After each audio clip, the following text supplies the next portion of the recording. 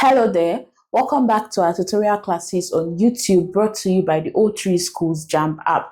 Now, just in case you're hearing about the O3 Schools JAMB app for the first time, it is a well-rounded app designed to help you complete preparations for examinations you have coming up. So do well to check it out on Play Store. Now, straight to what we have for today, we're looking at the Last Supper.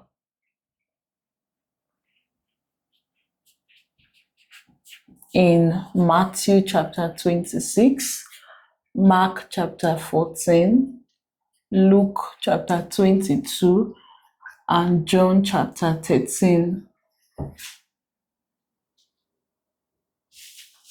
Now, the Last Supper was the last meal that Jesus had with his disciples before he was crucified. The last meal he had with his disciples before he was crucified.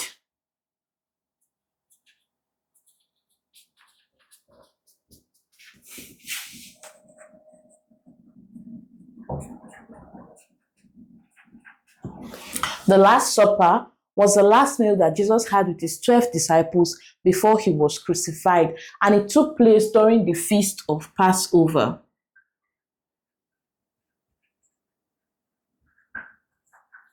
The disciples went to Jesus and asked him how or where they were going to celebrate the feast of Passover, and Jesus sent Peter and John. He asked them to go into the city. There they would find a man with a pitcher of water.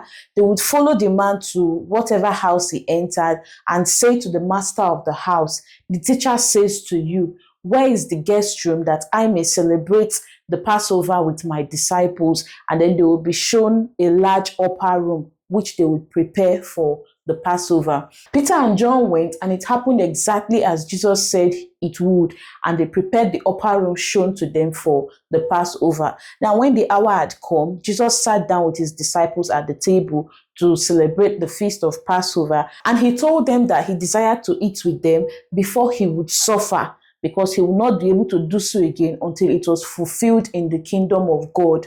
He then took the bread, broke it, and gave it to his disciples, saying, "This is my body which is given for you. Do this in remembrance of me." In the same vein, he took the cup, gave thanks as well, and also gave it to the disciples, asking them all to drink from it. He said, "Drink from it, all of you, for this is my blood, the blood of the new covenant, which is given for many and for the remission of sins." According to John's account, after Jesus had finished supper, after supper was ended, Jesus took off his garments and washed his disciples' feet. Only John gave that account of Jesus washing his disciples' feet. And when he was done, he told them that he was doing that to set an example for them to follow, and also how a servant was not greater than the master and all of that. He advised them after washing their feet. Then he told them that one of the disciples would betray him. And then within themselves, they began to question themselves, who would betray Jesus, or what did the betrayal entail? One of the disciples asked Jesus, "Who would it be? Which of the disciples would betray you?" And Jesus told him that whoever he gave the bread to after dipping it was the person. And Jesus dipped the bread and gave it to Judas Iscariot and asked him to do whatever he wanted to do. He should do it quickly. Now, the disciples were confused. They didn't understand what Jesus meant by what he told Judas Iscariot. Now, that's it for the Last Supper. We now look at the significance of the Last Supper. First, it is a reminder of the sacrifice Jesus gave on the cross. Reminder of Jesus' sacrifice so that all would be able to seek forgiveness from God. Also, it signifies the new covenant.